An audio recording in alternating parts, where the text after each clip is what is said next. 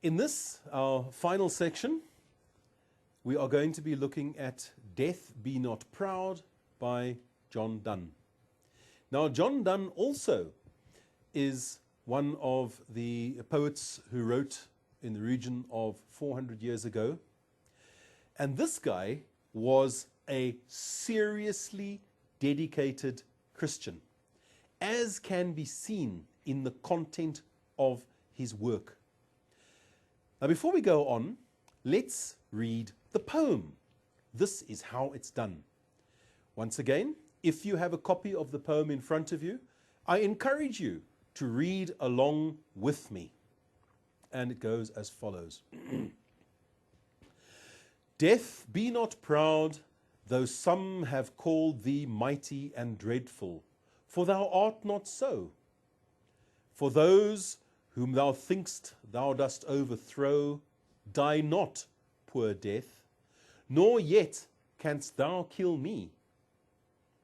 From rest and sleep, which but thy pictures be, much pleasure, then from thee much more must flow. And soonest our best men with thee do go, rest of their bones and soul's delivery.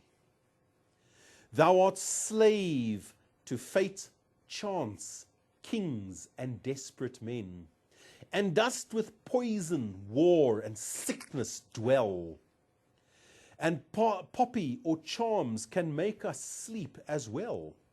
And better than thy stroke, why swell'st thou then? One short sleep past, we wake eternally, and death shall be no more. Death, thou shalt die. Isn't that magnificent? And doesn't it make you think?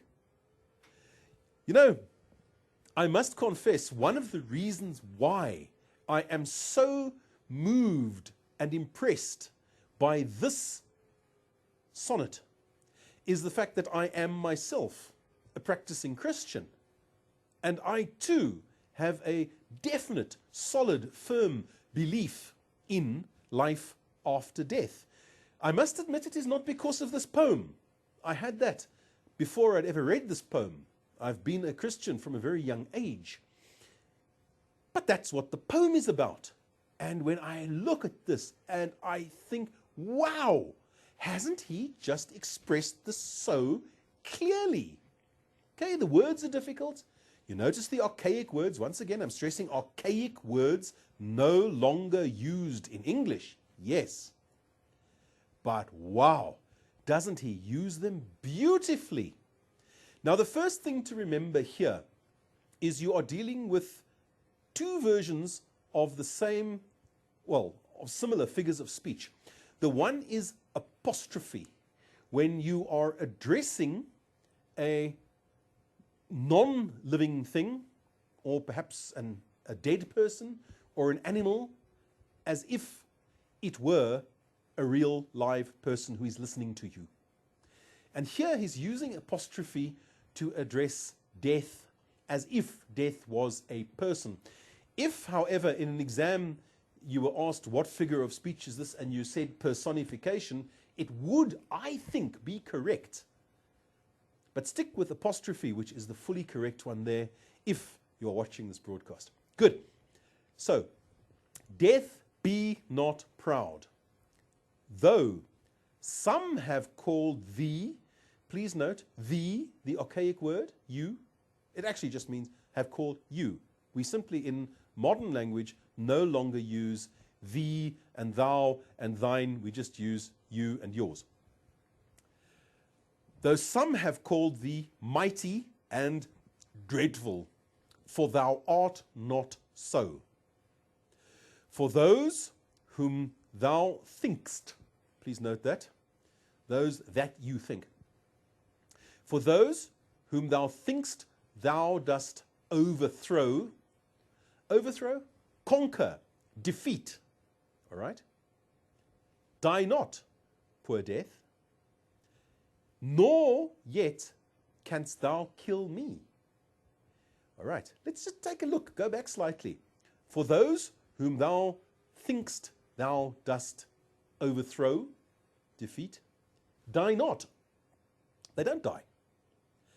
And then he says, poor death. He feels sorry for death because it is so ineffective. Nor yet canst thou kill me. From rest and sleep, which but thy pictures be, much pleasure. Okay, rest, sleep. I love going to bed at night after a good day's work. I climb into, especially in winter. Ooh, I love winter. Climbed into bed last night, had a magnificent night's sleep next to my wife, and it was warm and comfortable, and I woke up feeling great as a result. So that comes from rest and sleep. You are refreshed by it. And there he says, which but thy pictures be. Rest and sleep are examples of what it's like to die. He says, see, not so bad. Much pleasure. Okay, from rest and sleep comes, in other words, he's saying, much pleasure. Then, from thee, much more must flow. So he says, when we die, we're going to get even more pleasure. Hey, yes, good news this one. I like it. And soonest our best men with thee do go, rest of their bones and soul's delivery.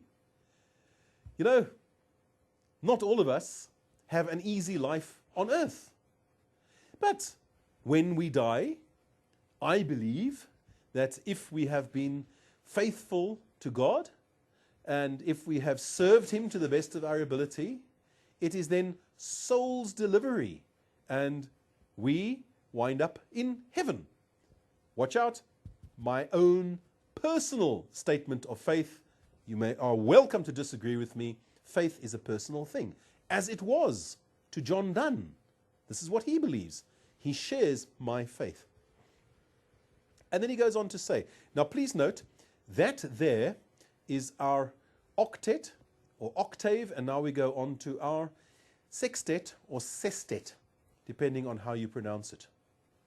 This is an Italian or Petrarchan style of sonnet with the 8 lines, the problem, and the 6 lines, now the solution. And he goes on to say, thou art slave. In other words, now a slave is, of course, a person who has no free will. So he regards death as a very low person. Thou art slave to fate. Please note the capital letter. He's using personification here. He has made fate into a person as well. Chance, capital letter. Chance is made into a person. Kings and desperate men. Murderers, in other words. And thou dost with poison, war, and sickness dwell. Those are very negative things. I mean, poisons are nasty. They kill people. War is nasty. It kills even more people. And sickness, nasty because it makes us feel terrible. And poppy or charms can make us sleep as well. Poppy, opium, all right? They sure knew about opium in those days. It wasn't a secret. It was your general painkiller, or if you were trying to make people sleep without really simply deadening pain, you would use what's called laudanum, which was a mixture of opium dissolved in any spirit, such as whiskey or brandy. Anyway, and charms. They believed that prayers and that sort of thing could make you sleep then. That's the one bit I do disagree with. It doesn't work on me. And better than thy stroke. He says they are more effective than death.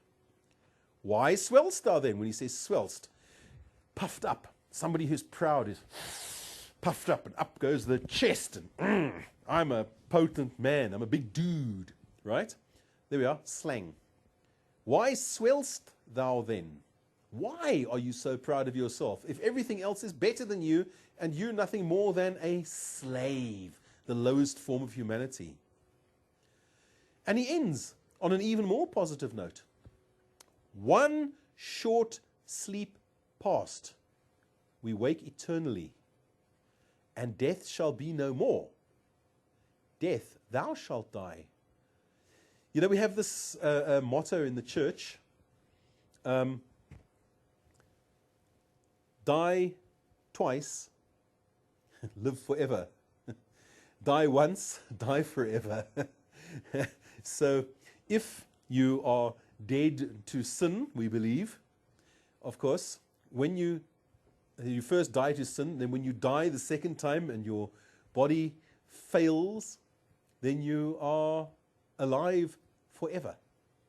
And here he has expressed this so clearly.